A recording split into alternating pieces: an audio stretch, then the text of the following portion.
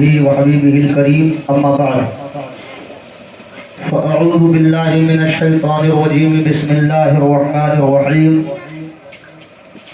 لا تحزن إن الله معنا وقال الله تبارك وتعالى أيضا قل إن كنتم تحبون الله فاتبعوني يحببكم الله صدق الله العلي العظيم وبلغنا على رسوله النبي الكريم ونحن على ذلك لمن الشاهدين والشاكرين والحمد لله رب العالمين۔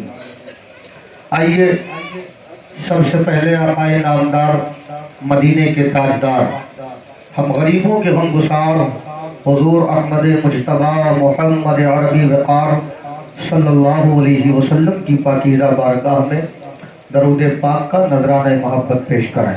پڑھیں اللہم صلی علی سیدنا و مولانا محمد وبارک وسلم صلاۃ و سلام علیک یا حبیبی یا رسول اللہ صلی اللہ تعالی علیہ وآلہ وسلم۔ ہر ابتدا سے پہلے ہے ہر انتہا کے بعد، ہر ابتدا سے پہلے ہے ہر انتہا کے بعد، ذات نبی بلند ہے ذات خدا کے بعد۔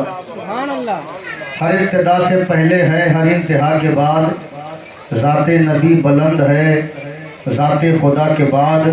اور دنیا میں احترام کے قابل ہیں جتنے لوگ، دنیا میں احترام کے قابل ہیں جتنے لوگ، میں سب کو مانتا ہوں مگر مصطفیٰ کے بعد، میں سب کو مانتا ہوں مگر مصطفیٰ کے بعد۔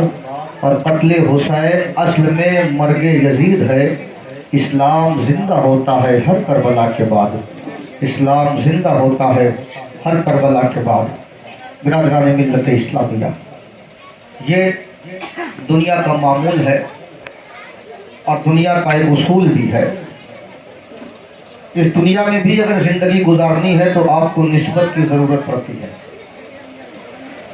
اگر کوئی ایسا آدمی اس دور میں ہے جس کے پاس نسبت نہیں، جس کے پاس سورس نہیں، جس کی پکڑ مضبوط نہیں، تو وہ اس دنیا کے کسی بھی گوشے یا کونے میں چلا جائے وہ ترقی نہیں حاصل کر سکتا، اس کا ترقی پذیر ہونا بڑا مشکل ہے۔ کہیں بھی جائے گا تو کہیں سفارش کی ضرورت پڑتی ہے، کہیں سورس کی ضرورت پڑتی ہے، کہیں نسبت کی ضرورت پڑتی ہے۔ جیسے مثال کے طور پہ اگر آپ کا کوئی کام تھانے میں پڑ گیا، اگر آپ کی نسبت کسی جن کا تعلق مصطفیٰ جان رحمت سے ہو جائے، پھر جن کا کنیکشن مدینے کے تاجدار سے ہو جائے، پھر اس کے عہدے کی کیا بات کرنا، اس کے رتبے کی کیا بات کرنا، اس کے مقام کی کیا بات کرنا، اس کے منصب کی کیا بات کرنا۔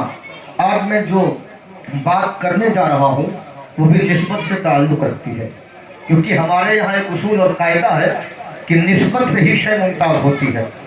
جب نسبت آ جاتی ہے، نسبت کے ذریعہ قربت آ جاتی ہے، تو جب بندہ رسول کے قریب ہوتا ہے تو وہ اللہ کے بھی قریب ہو جاتا ہے۔ جب بندہ مصطفیٰ کے در تک آتا ہے تو بارگاہ مولا تک جانے کا راستہ بھی کشادہ ہو جاتا ہے۔ جب بندہ مصطفیٰ کا قریبی بن جاتا ہے تو پھر ساری کائنات کی نگاہوں کا محور اور مرکز بن جایا کرتا ہے۔ پھر ساری کائنات اس سے محبت کرنے لگ جاتی ہے، چاہے وہ فرشتوں کی جماعت ہو، چاہے وہ اجنہ کی جماعت ہو، چاہے وہ چرند و پرند کی جماعت ہو، چاہے وہ انسان کی جماعت ہو۔ تمام جماعتیں اس فرد سے محبت کرنے لگ جاتی ہے، تمام جماعتیں اس فرد سے پیار کرنے لگ جاتی ہے، اس لیے کہ اس پر رب کا فرمان بھی ہے کہ اللہ جب کسی کو اپنا قریبی بناتا ہے، جب اللہ کسی کو اپنا محبوب بناتا ہے تو پہلے جبریل کو بلاتا ہے اور بلانے کے بعد ارشاد فرماتا ہے، اے جبریل میں اس سے محبت کرتا ہوں، تم بھی محبت کرو، اور سارے آسمانوں میں اعلان کر دو، اے جبریل اللہ اس بندے سے پیار کرتا ہے، آسمان کے تمام مخلوق اس بندے سے پیار کریں، وہ سب پیار کرنے لگتے ہیں۔ پھر رب ارشاد فرماتا ہے جا کر زمین میں اعلان کر دو کہ اے زمین میں رہنے والوں، انسانوں کے علاوہ یہ آواز سارے لوگ سنتے ہیں، چرند و پرند سنتے ہیں، حیوانات سنتے ہیں، بہائم سنتے ہیں، سب سننے کے بعد اس کا جواب بھی دیتے ہیں، آواز لگائی جاتی ہے، اللہ ان سے محبت کرتا ہے۔ رحمت کا جانثار و وفادار ہے، یہ وہ ہے جس کا احسان اسلام پر موجود ہے، یہ وہ ہے جس کے دم قدم سے اسلام کو رونقیں عطا ہوئی ہے، یہ وہ ہے کہ جب یہ داخل اسلام ہوا تو اسلام چمکنے اور دمکنے لگا، یہ وہ ہے جس نے اپنا تن من دھن سب کچھ نام اسلام پہ قربان کر دیا، جس کی محبت کی کوئی مثال نہیں ملتی۔ میں نے جو آیت کریمہ آپ کے سامنے پیش کی نا، رب ارشاد فرماتا ہے قل، اے محبوب آپ فرما دیجئے، ان کنتم تحبون اللہ، اگر تم اللہ سے محبت کرنا چاہتے ہو، فاتبعونی، تو تم میری پیروی کرو، میرا اتباع کرو، میرا بات مانو، میری بات مانو، میری فرما برداری کرو۔ اللہ نے قرآن میں واضح طور پہ بتا دیا میرے پیارے، اگر تم اللہ کا قریبی بننا چاہتے ہو تو مصطفیٰ جان رحمت کو راضی کر لو، اگر تم اللہ کے قریب جانا چاہتے ہو تو در مصطفیٰ پر جا کر کے حاضری دے دو۔ اگر مصطفیٰ نے تمہارا آنا قبول کر لیا، اگر نبی نے تمہاری اپنی بارگاہ میں تمہاری قربت کو قبول کر لیا، اگر نبی نے تم کو قبول کر لیا تو اللہ کی بارگاہ میں بھی تمہارا عہدہ بلند ہو جائے گا، تمہارا رتبہ بلند ہو جائے گا، تمہاری شان اونچی ہو جائے گی، یہ قرآن کی آیت بتاتی ہے۔ مگر جب بات محبت کی آئی ہے نا تو میں کہتا ہوں لاؤ کوئی ابو بکر جیسا دیوانہ تو بتاؤ، مجھے آ کر کے بتاؤ کہ ہاں ہم نے ابو بکر سے بڑا کوئی عاشق دیکھا ہے۔ اگر دنیا میں نظر ڈالو اور تاریخ پر نظر ڈالو، حضرت آدم سے لے کر کے مصطفیٰ جان رحمت کی ذات تک ابو بکر جیسا عاشق نہ پیدا ہو سکا، ابو بکر جیسا دیوانہ نہ پیدا ہو سکا، ابو بکر جیسا وفادار نہ پیدا ہو سکا، ابو بکر جیسا وفا شعار نہ پیدا ہو سکا،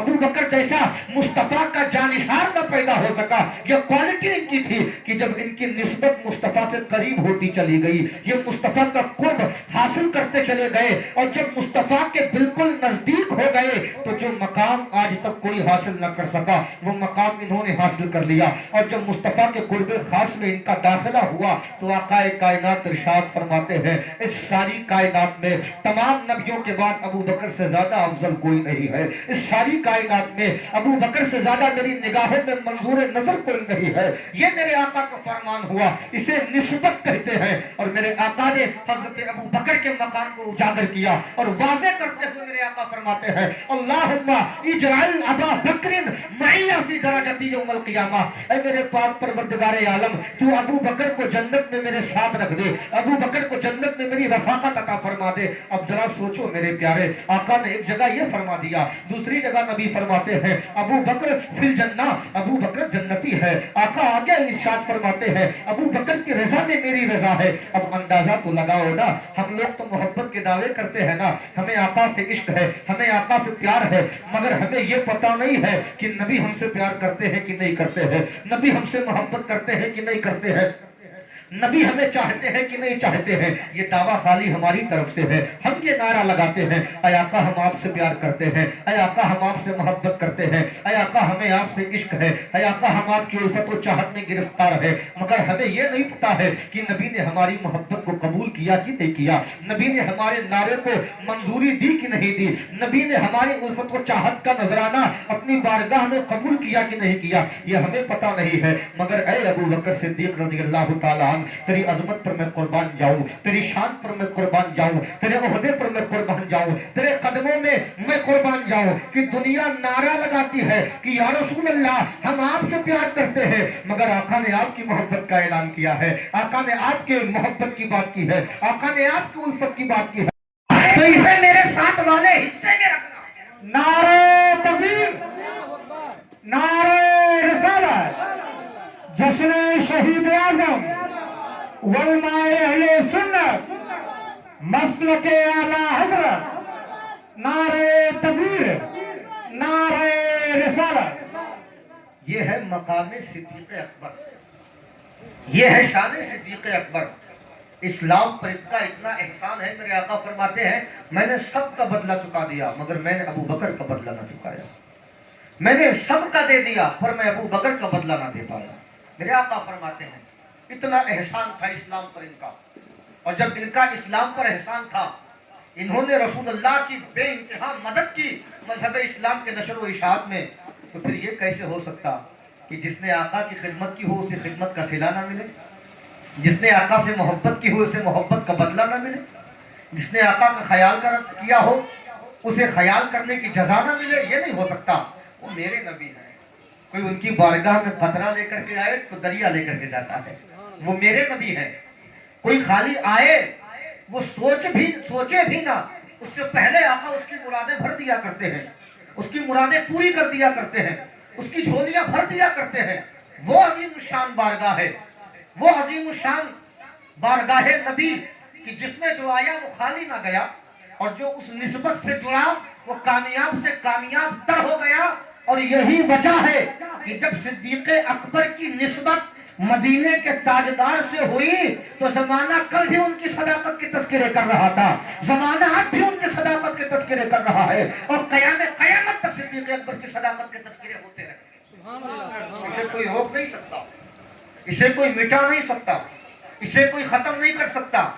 نبی کے عاشق کا ذکر کوئی مٹا دے، نبی کے عاشق کا تذکرہ کوئی مٹا دے، نبی کے محبوب نظر کا ذکر کوئی مٹا دے، یہ پاسبل ہی نہیں۔ ارے مٹانے والے مٹ گئے، اور آج بھی مٹانے والے مٹتے جا رہے ہیں، مگر صدیق اکبر کو جو مقام مصطفیٰ نے دیا اس مقام سے 1 انچ کوئی گھٹا نہ سکا۔ اگر کسی دنیا دار نے بڑھایا ہوتا تو بات سمجھ میں آتی کہ مقام گھٹ سکتا ہے، کسی عام اور معمولی انسان نے بڑھایا ہوتا تو تذکرے میں کمی تو آ سکتی تھی، مگر جس کا مقام مدینے کا آقا بلند کر دے، جس کی شان مصطفیٰ جان رحمت بیان کر دے، جس کا تذکرہ مدینے میں مصطفیٰ جان رحمت کر کے چلے جائے، تو جس کو مصطفیٰ بڑھا دے اسے کون گھٹا سکتا ہے؟ جس کا ذکر مصطفیٰ کر جائے اس کے ذکر کو نیچا کون کر سکتا ہے؟ کوئی نہیں کر سکتا ہے۔ تو اے میرے پیارے، آج کے اس دور میں بہت سے لوگ ایسے بھی ہیں جو مقام صدیقیت کو گھٹانے کی بڑی کوشش کرتے ہیں، مگر اہل سنت کا متفقہ فیصلہ ہے اگر اس سے ہٹو گے نا تو اہل سنت سے ہٹ جاؤ گے، اگر اس سے باہر جاؤ گے نا تو اہل سنت سے چھٹ جاؤ گے۔ یہ متفقہ فیصلہ ہے۔ افضل البشر بعد الانبیاء بالتحقیق کہ مصطفیٰ جان رحمت اور تمامی انبیاء کرام کے بعد جو سب سے افضل ہے اسے ابو بکر کہا جاتا ہے، جو سب سے بہتر ہے اسے ابو بکر کہا جاتا ہے، جو سب سے اعلیٰ ہے اسے ابو بکر کہا جاتا ہے۔ اور آج کل کچھ لوگ مولا علی کا دعویٰ کرتے ہیں، مولا علی کا بات کرتے ہیں کہ نہیں علی افضل۔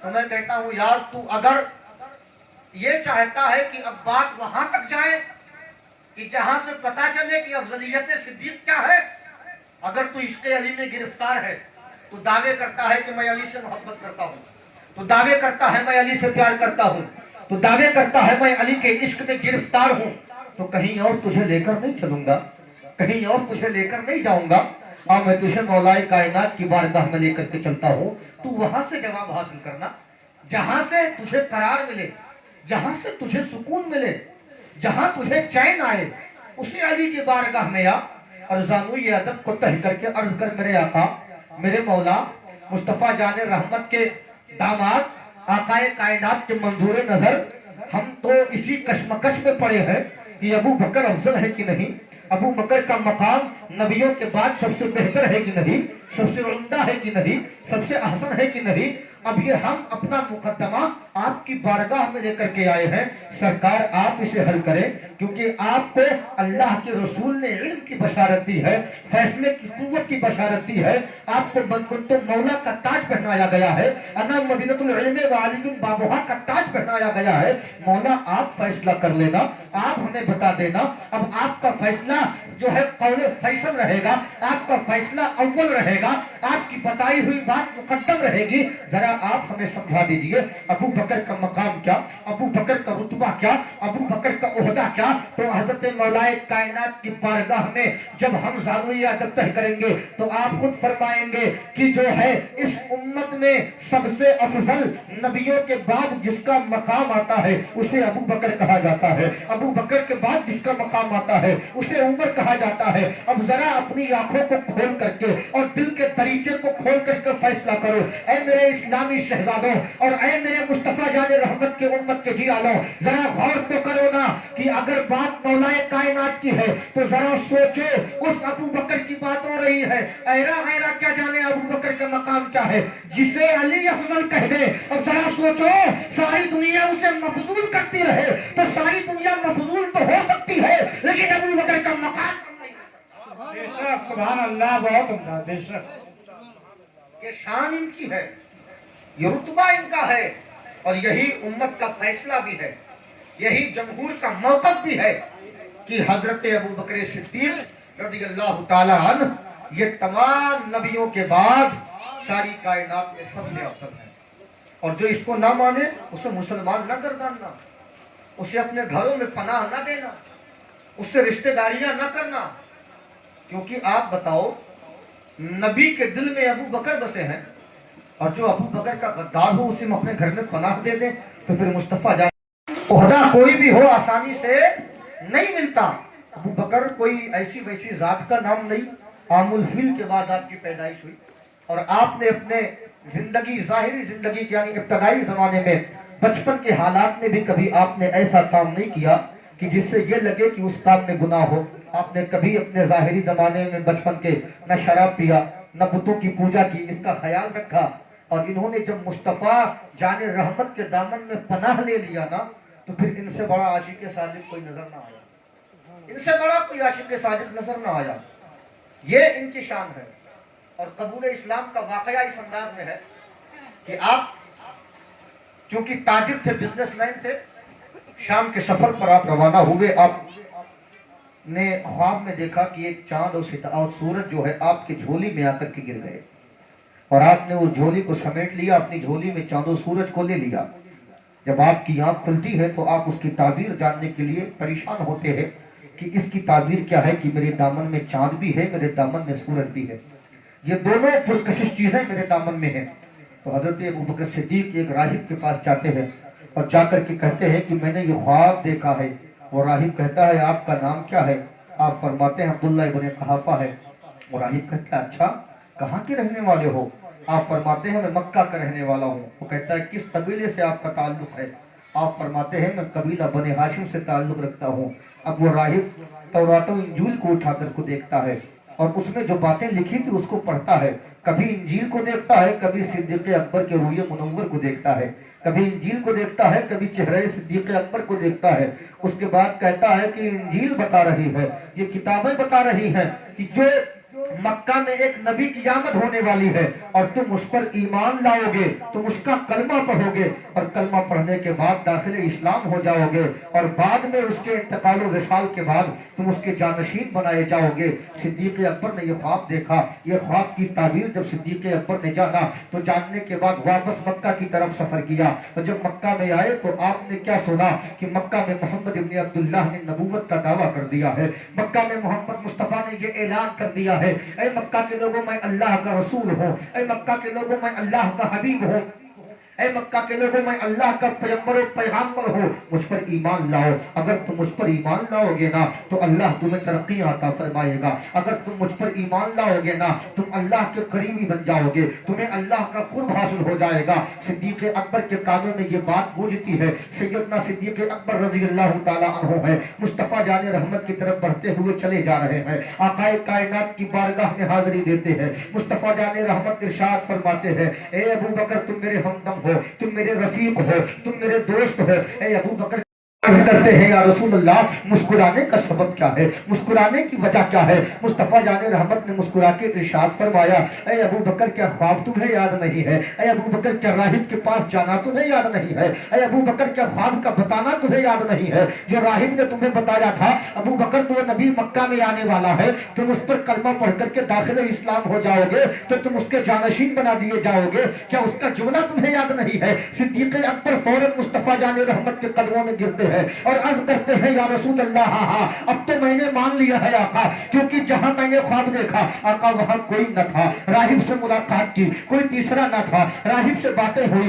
कोई तीसरा न था। आका उसने मुझे सारी बातें बताई, सारी अलामतें बताई, कोई तीसरा न था। या रसूल अल्लाह, अब जब आपने मक्का में बैठ करके वहां की सारी बातें बता दी है तो ये कोई तीसरा तो बता नहीं सकता है। ये इस बात की दलील है कि आप अल्लाह के नबी है, ये इस बात की दलील है कि आप अल्लाह के पैगंबर हैं, ये इस बात की दलील है कि आप अल्लाह के रसूल हैं, ये इस बात की दलील है कि आप अल्लाह के कासिद हैं। आका ये तो मौजज़ा है आपका जो अल्लाह की कुव्वत से आपने दिखाया है। ये वो आपकी कुव्वत जो है समाअत है कि आपने यहाँ बैठ करके हमारे और राहत के बीच में होने वाली बात को सुन लिया है। आका ये आपकी निगाह बशारत है कि यहाँ से बैठ करके आपने वो वाकया देख लिया है। आका हम मान गए हैं आप वो हैं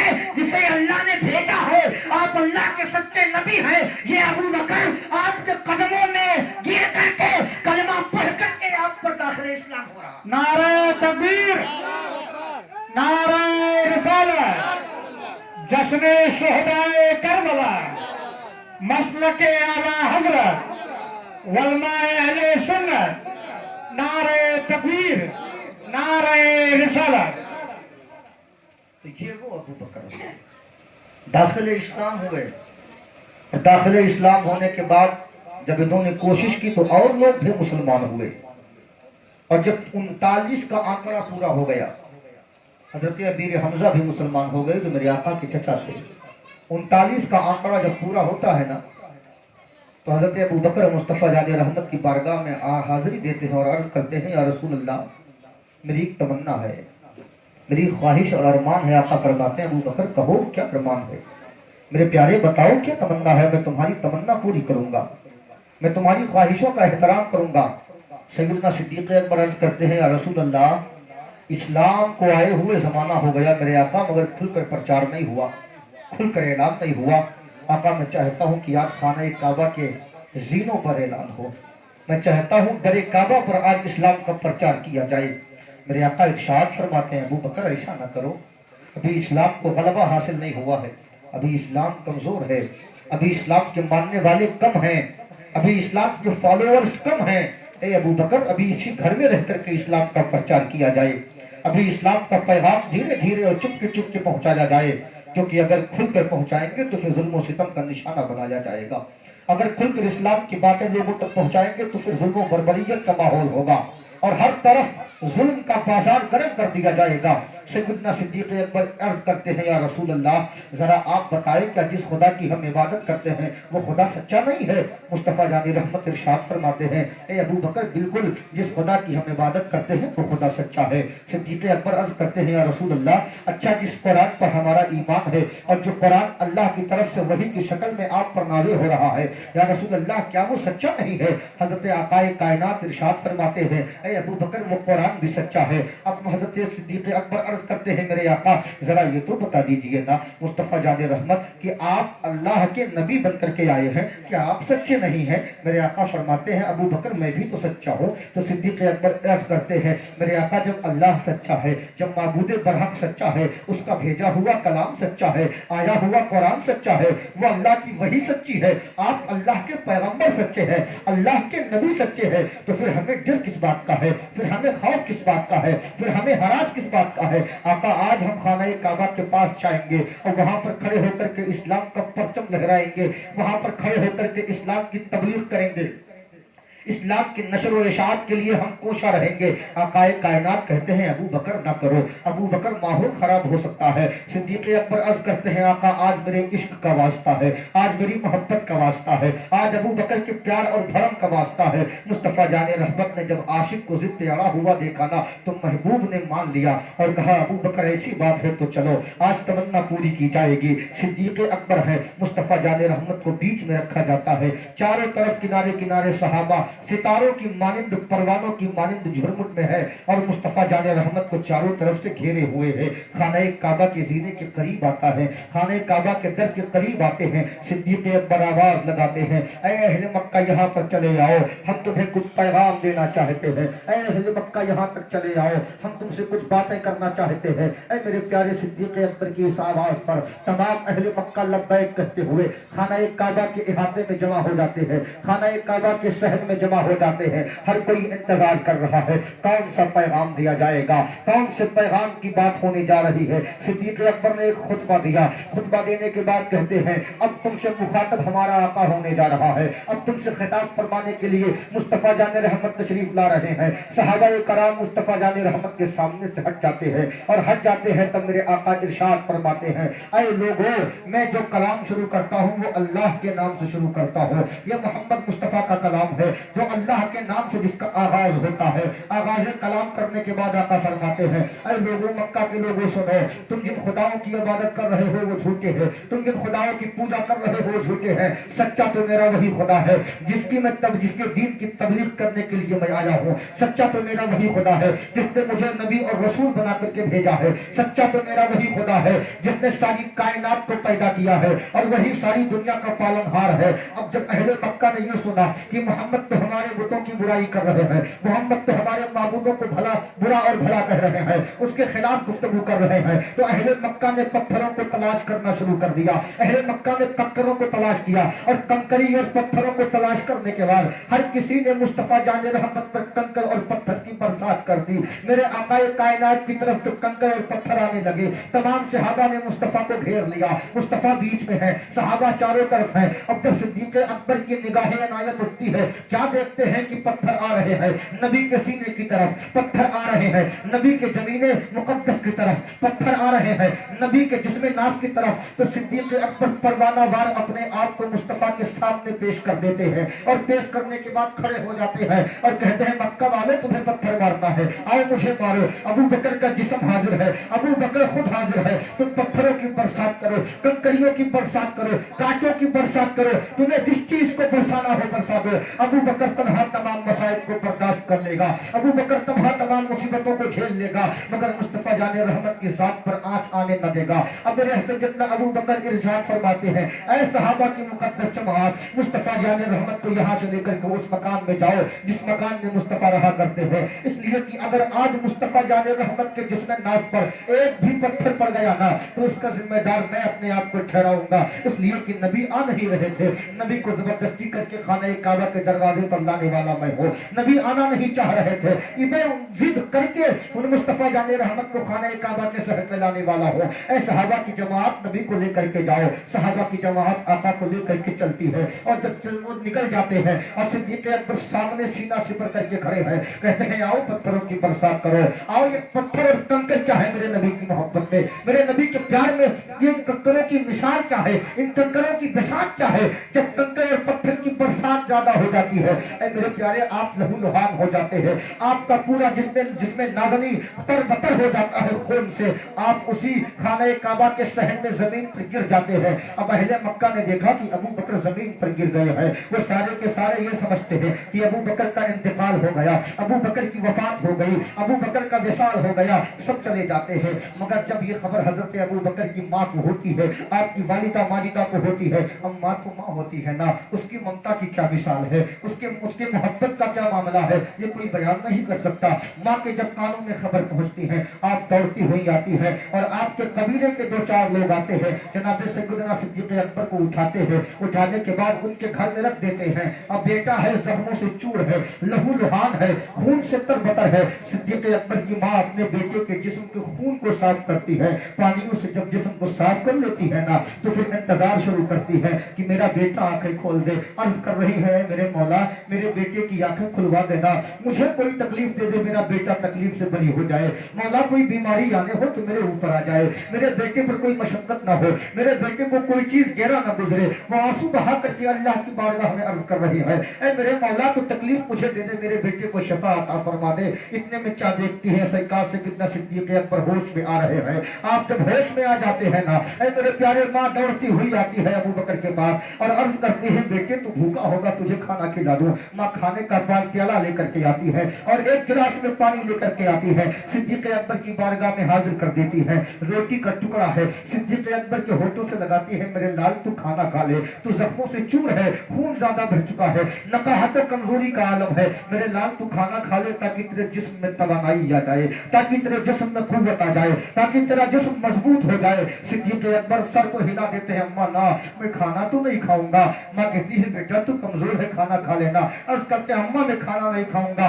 माँ कहती है, बेटा तू खाना खाएगा क्यों नहीं, बेटा मैं तेरी परेशानी जानती हूँ। अर्ज करते अम्मा मैं खाना खाऊंगा मगर एक शर्त है। माँ जब कहती है, जब माँ से कहते हैं शर्त है, माँ कहती है, मेरे बेटे बता शर्त क्या है। सिद्दीक़ अकबर अर्ज इरशाद फरमाते हैं, अपनी माँ से कहते हैं, मेरी माँ ये बता मेरा नबी कैसा है, मेरा आका कैसा है, मेरा दिलबर कैसा है, जिससे मैं मोहब्बत करता हूँ, मेरा महबूब कैसा है। माँ कहती है, बेटे तेरा महबूब तो अच्छा है ना, तेरा महबूब तो बेहतर है ना, उसके जिस्म पर कोई जख्म ना आया है, उसका जिस्म खून से जो है तर ना हुआ है, वो लहू लुहान ना हुआ है, वो सही सलामत उसी मकान में मौजूद है जिस मकान से खाना काबा के लिए तुम लोग निकले थे। सिद्दीक़ अकबर कहते हैं, माँ मेरा कलेजा सुकून पा रहा है, जरा मेरे महबूब की और तारीफ करो ना, जरा मेरे महबूब की खैरियत और कायदे से बताओ ना, जरा मेरे आका के बारे में मुझे समझाओ ना। माँ कहती है, बेटा खाना तो खा ले, तू खाना खा लेगा तेरी माँ सब बताएगी। अर्ज करते हैं, माँ नहीं खाना बाद में खाऊंगा, महबूब का हाल पहले चाहिए। फिर इरशाद फरमा फरमाते हैं मेरी माँ जरा मुझे एक लाठी और एक असा ला करके दे दे।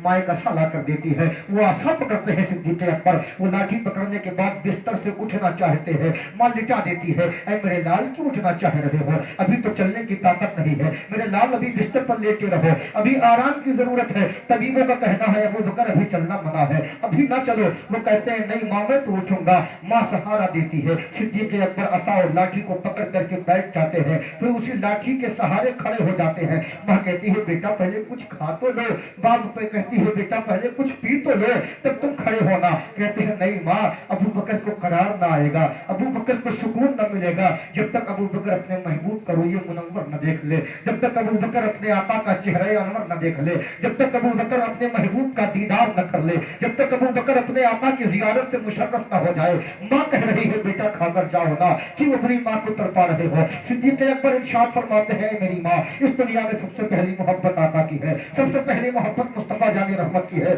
उनकी मोहब्बत के बाद किसी और की मोहब्बत है। माँ जब तक महबूब को देखूंगा नहीं करार ना आएगा। सिद्दीक़ अकबर उसी बीमारी और परेशानी के आलम में उसी रासा के सहारे चलते हुए मुस्तफा जाने रहमत के उस दर अक़दस के पास पहुंचते हैं जिस मकान के अंदर नबी अपने सहाबा के साथ चल मारते। दरवाजा खटखटाया जाता है, मुस्तफा जाने रहमत से इरशाद फरमाया ए सहाबा जाओ और जाकर के दरवाजा खोल दो। किसी ने पूछा आका कौन है आने वाला, मुस्तफा जाने रहमत फरमाते हैं मैं जानता हूँ आने वाला कौन है, सवाल न करो दरवाजा खोल दो, मेरा महबूब आया है, मेरा जानिसार आया है। दरवाजा खोल दिया जाता है। अब मुस्तफा जाने रहमत के बारगाह में सिद्दीक़ अकबर आते हैं। सिद्दीक़ अकबर ने मुस्तफा जाने रहमत को देखा और मुस्तफा जाने रहमत की निगाह पाक ने सिद्दीक़ अकबर को देखा, निगाहों से निगाहें मिली। सिद्दीक़ अकबर बर्दाश्त न कर सके, असा को छोड़ा और दौड़ करके मुस्तफा के कदमों में गिर गए। अर्ज़ करते हैं या रसूल अल्लाह मुझे अब और कुछ नहीं चाहिए, आका मेरा ये जख्म आपको देखकर ठीक हो चुका है, आका ये मेरी परेशानी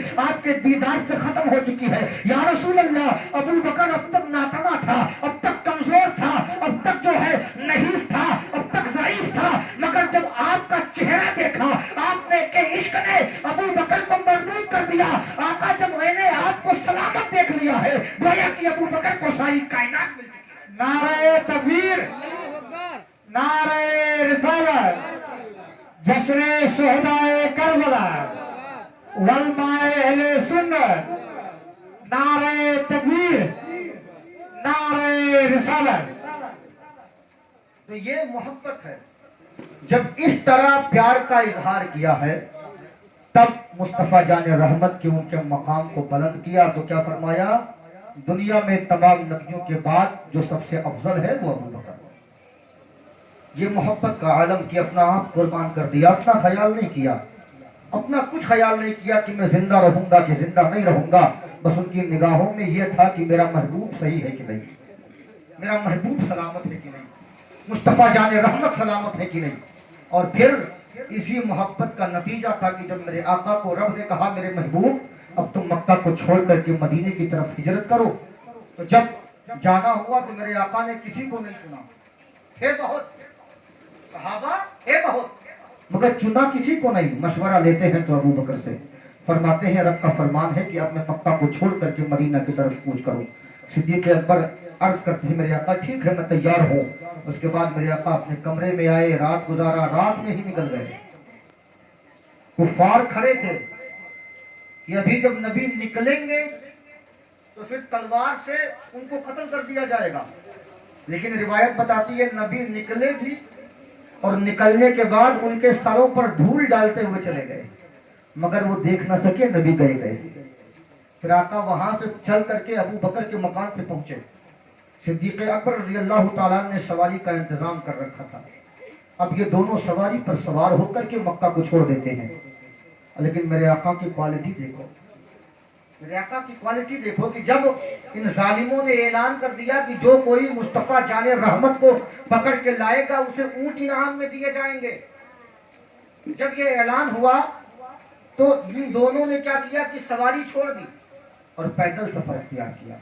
और मेरे आका की क्वालिटी देखो कि मेरे आका जब रेत पे कदम रखते थे ना तो आपके पैरों का निशान नहीं बनता था, लेकिन जब पत्थर पे कदम रखते थे तो निशान बन जाता था। मेरे आका जब जमीन पे अपने पैर रखते तो निशान नहीं बनता, मगर जब पत्थर पे रखते तो पत्थर मोहब्बत में अपने सीने को खोल देता था कि ये मौका मुझे क्या पता दोबारा मिले कि ना मिले, क्या पता नबी का कदम नाज मेरे ऊपर दोबारा आए कि ना आए।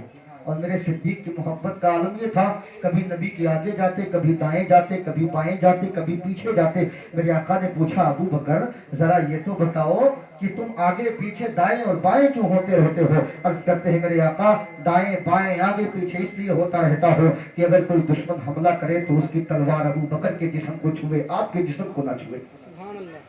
ये मोहब्बत। और फिर जब चलते चलते मेरे आका को कुछ तकलीफ हुई ना, तो छुपने के लिए ये छोटा मोटा टीला मुंतखब नहीं किया, एक ऐसा पहाड़ मुंतखब किया जो तकरीबन 2.5 किलोमीटर ऊंचा, 2.5 किलोमीटर ऊंचा। कोई रास्ता नहीं था, कैसे चढ़ते कुछ पता नहीं था, कोई ऐसा रास्ता नहीं था कि जिसके सहारे चढ़ा जाए।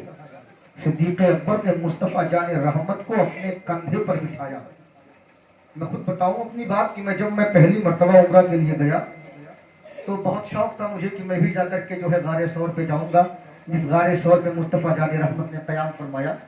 और जब मैं वहां पहुंचा तो नीचे से तो लगा कि पहुंच जाऊंगा, मगर जब चढ़ना शुरू किया ना तो 20 और 25 मिनट में ऐसा लगा कि अब जाने की ताकत नहीं, अब जाने की हिम्मत नहीं। तकरीबन 6000 फीट का वो ऊंचा पहाड़।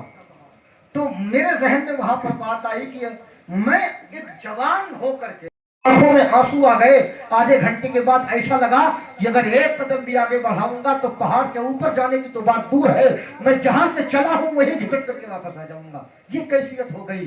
तो उस वक्त मेरे जहन में आया कि यार सिद्दीक़ अकबर ने किस तरह मेरे आका को अपने कंधे पर बिठा करके वो 6000 फीट का पहाड़ तय किया होगा, और किस तरह उस गारे सौर की चोटी पर पहुंचे होंगे।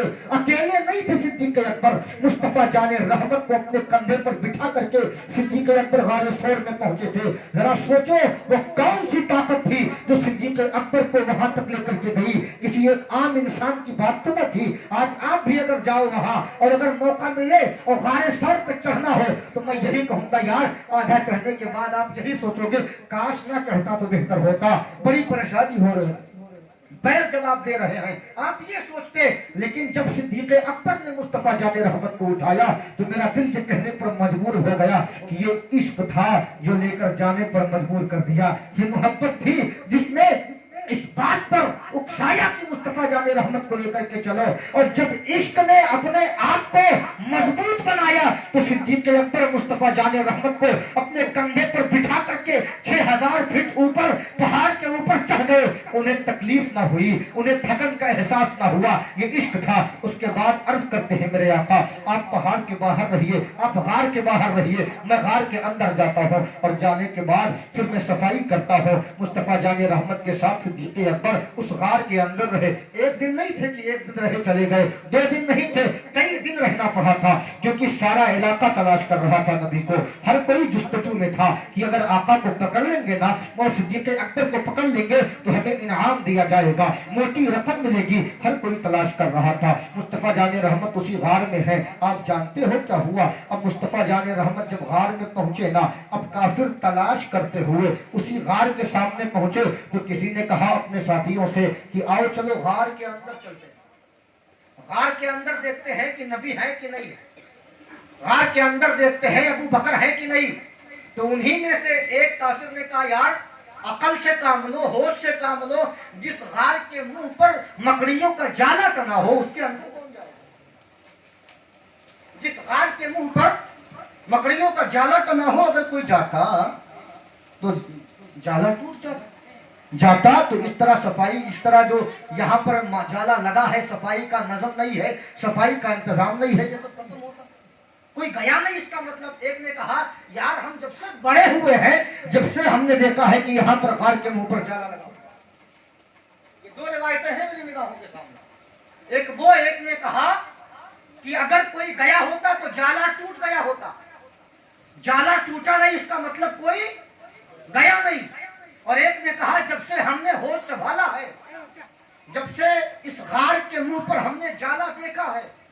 तो अब सवाल क्या पैदा हुआ कि जब जाला टूटा नहीं और जब उन्होंने पहले से गार के मुंह पे जाला देखा था तो फिर मुस्तफ़ा जान रहमत अंदर कैसे गए? میں ان کی بات کر رہا ہوں، میں اپنی بات نہیں کر رہا. کافر تھے نا، میں ان کے قول کی بات کر رہا ہوں کہ جب مصطفیٰ جان رحمت اس غار کے پاس پہنچے تو جالا لگا تھا، اندر بھی چلے گئے لیکن جالا نہیں ٹوٹا. تو مصطفیٰ اندر کیسے گئے کہ جالا نہیں ٹوٹا؟ والا حضرت فرماتے ہیں جان ہے، جان کیا نظر آئے، جان بمانا روح، جان بمانا نور، روح کا کنیکشن نور سے ہوتا ہے. جسم تو خاکی ہے مگر روح نوری ہے، جسم خاکی ہے مگر جان نوری ہے، روح نور سے بنی ہے، جسم خاک سے بنا ہے، جسم مٹی سے بنا ہے. اعلیٰ حضرت فرماتے ہیں چمبک نہیں لوہا ہے، میگنیٹ نہیں، لوہے کے اندر کھینچنے کی طاقت نہیں ہوتی، مگر جب چمبک سے ملا تو کھینچنے کی صلاحیت پیدا ہو گئی، وہ لوہا لوہا نہ رہا، چمبک بن گیا. اسی طریقے سے بشریت تو داخل تھی صدیق اکبر میں، مگر جب راستے میں مصطفیٰ جان رحمت کو صدیق اکبر نے اپنے کندھے پر اٹھایا، اٹھا کر کے چلے غار ثور تک پہنچے. غار ثور کے اندر داخل ہونا تھا تو جب مصطفیٰ جان رحمت کے جسم ناز سے ابو بکر کا جسم ٹچ ہوا تو نورانی پاور ابو بکر کے اندر بھی داخل ہوا تو مصطفیٰ بھی اندر چلے گئے، ابو بکر بھی اندر چلے گئے.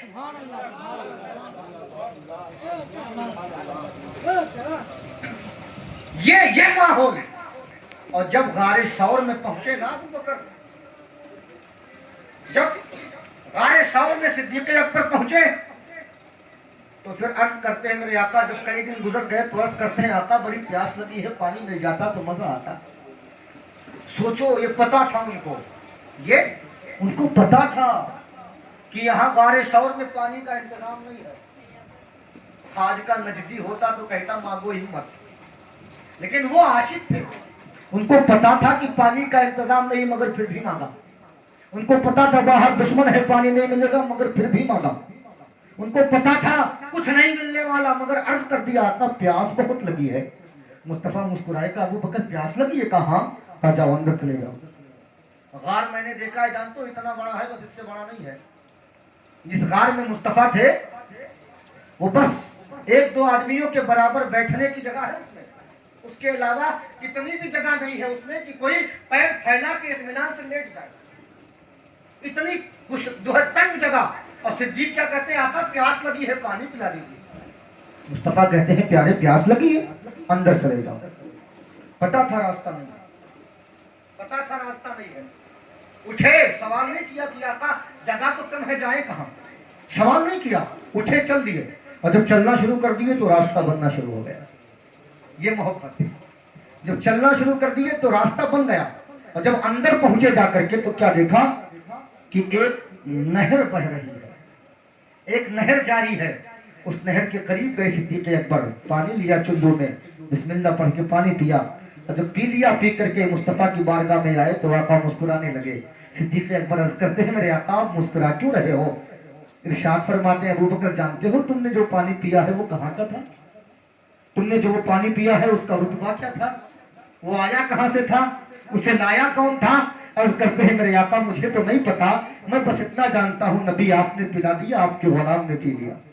میں تو بس اتنا جانتا ہوں آپ نے اشارہ کر دیا، آپ کا غلام سیراب ہو گیا. میرے آقا ارشاد فرماتے ہیں میرے پیارے ابو بکر سنے، جب تمہیں پیاس لگی نا اور میں نے کہا اندر جا کر کے پانی تلاش کرے، پانی پی لو، رب کو یہ گوارا نہ ہوا کہ جو میرا بندہ میرے محبوب کی خدمت میں لگا ہو وہ پیاسا رہے. ادھر تم غار کے اندر گئے، ادھر اللہ نے اس غار میں جنتی نہر جاری کر دیا. یہ شان صداقت ہے. اور یہ اس انداز میں یہ محبتوں کا قافلہ ام معبد کے خیمے سے ہوتے ہوا مدینہ طیبہ کی دھرتی پر پہنچا. اور جب مدینہ طیبہ کی دھرتی پر یہ قافلہ پہنچا نا تب میرے آقا نے صدیق اکبر مال کے مال سے زمین خرید کر کے وہاں پر مسجد نبوی کا قیام فرمایا. اور جب قیام ہو گیا پھر میرے آقا کی محبتوں کا معاملہ صدیق اکبر سے بڑا زبردست تھا، بڑی محبت فرماتے تھے. پھر میرے آقا نے وہاں پر مقام صدیق کو اجاگر کیا، واضح فرمایا.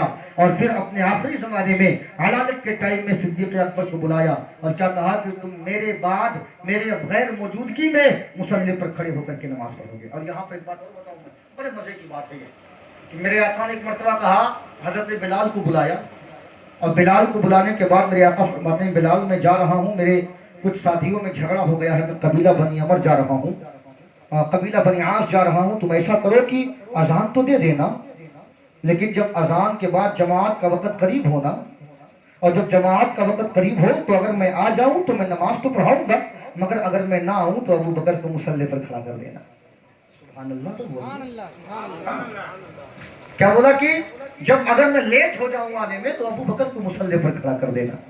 اب اذان تو بلال نے دے دی، صحابہ کی نگاہیں لگی تھی مصطفیٰ آ رہے ہیں کہ نہیں، مصطفیٰ آ رہے ہیں کہ نہیں، مصطفیٰ آ رہے ہیں کہ نہیں، صحابہ یہ کہہ رہے تھے۔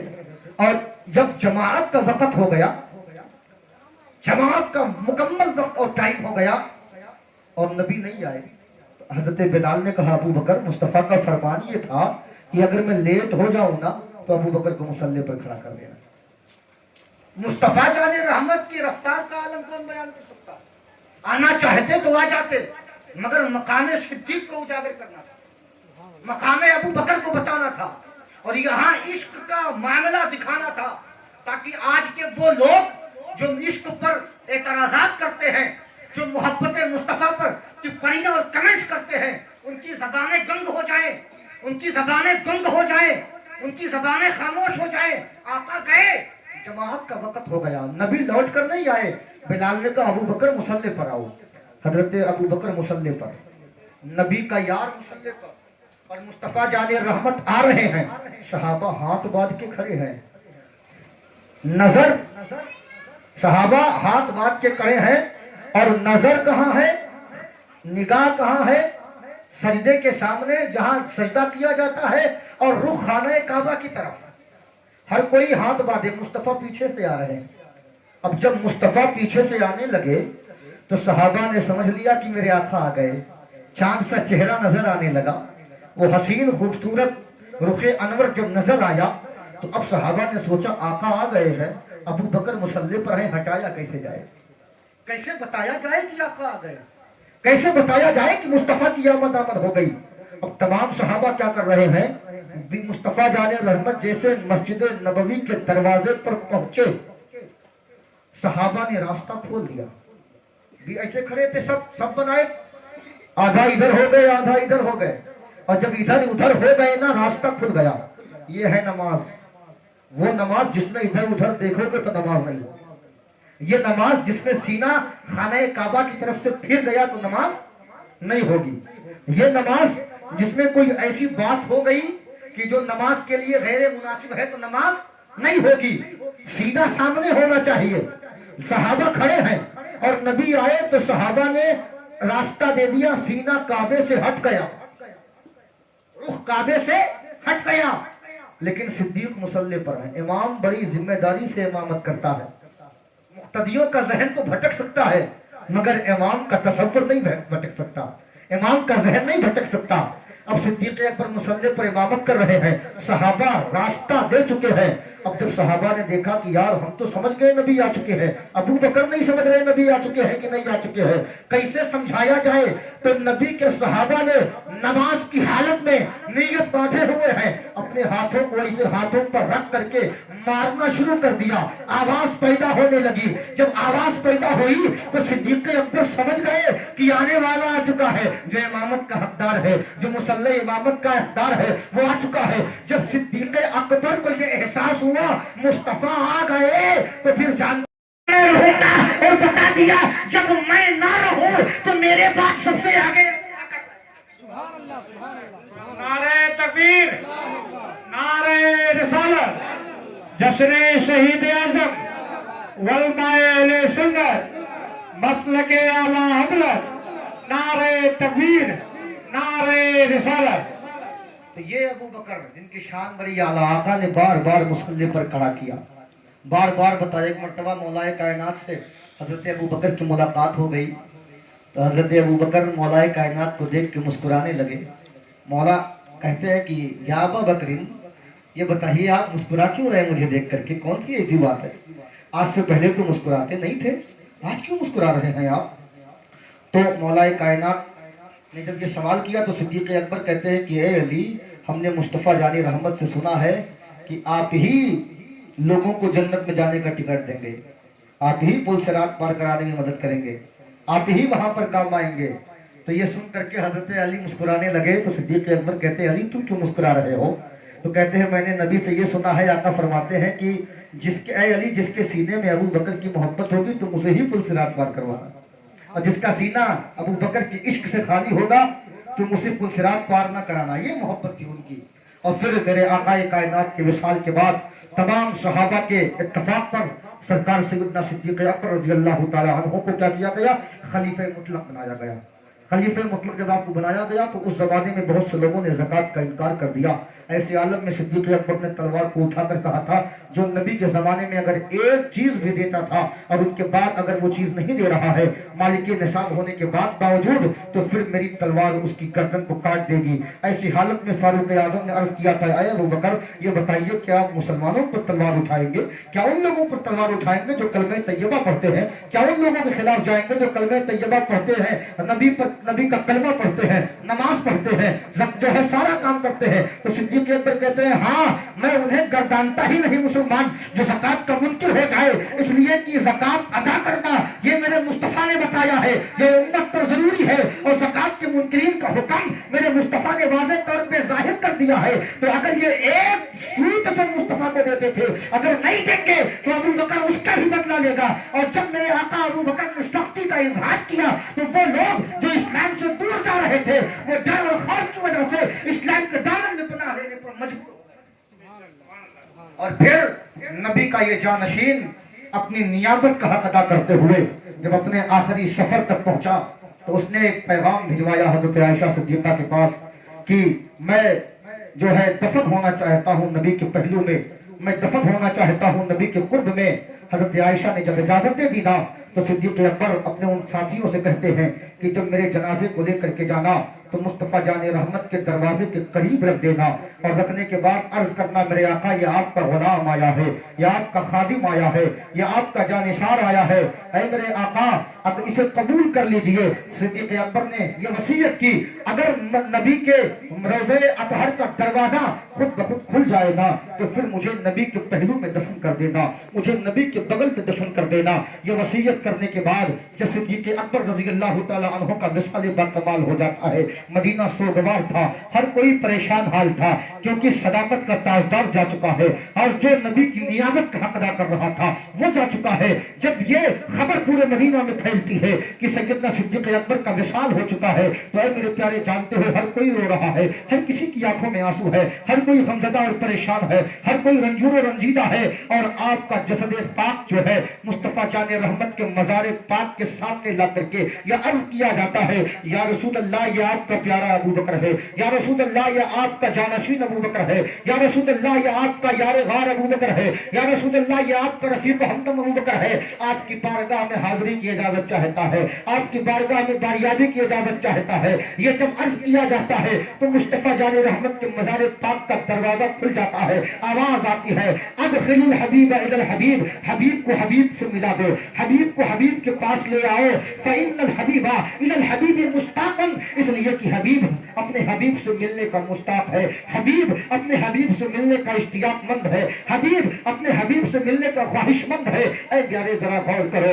جسے مصطفیٰ قبول فرما لیں اور آواز لگا دے کہ اسے لے آؤ، پھر مصطفیٰ جان رحمت کے پہلو میں جناب صدیق اکبر کو دفن کر دیا گیا۔ اے صدیق اکبر ہم آپ کی عظمت پر قربان ہو جائیں، آپ کی قسمت پر قربان ہو جائیں، آپ مصطفیٰ جان رحمت کی مرتب کے بغل میں آپ دفن ہیں، اور وہ اتنی اچھی جگہ ہے۔ یہی تو بات ہے نا کہ جب میدان محشر میں جب کوئی اٹھے گا تو کیا ہوگا؟ کوئی اٹھے گا جس کی جہاں موت ہوتی ہے وہ اسی زمین سے اٹھتا ہے، جو کہیں انتقال کیا ہوگا وہاں سے اٹھے گا، جو جہاں مرا ہوگا وہاں سے اٹھے گا۔ اگر شہید میدان جنگ میں شہید ہوا ہے تو اسے وہاں سے اٹھایا جائے گا، مگر قربان جاؤں میں تاجدار صداقت کی عظمت پر کہ جب سارا جہاں الگ الگ جگہوں سے اٹھے گا نا تو اس وقت میدان محشر میں صدیق اکبر کہیں اور سے نہیں مصطفیٰ جان رحمت کے پہلو سے اٹھتے ہوئے نظر آئیں گے۔ تو اس لیے ان کی عظمت کو اپنے سینے میں بٹھائے رکھو، ان کے مقام کو سمجھو اور ان کو تمام نبیوں کے بعد سب سے افضل مانو۔ یہی اہل سنت کا متفقہ فیصلہ اور عقیدہ ہے۔ اللہ تبارک و تعالیٰ اسی عقیدے پر ہم تمامی حضرات کا خاتمہ فرمائے۔ استغفر اللہ ربی من کل ذنب و اتوب الیہ۔ السلام علیکم ورحمۃ اللہ تعالیٰ وبرکاتہ۔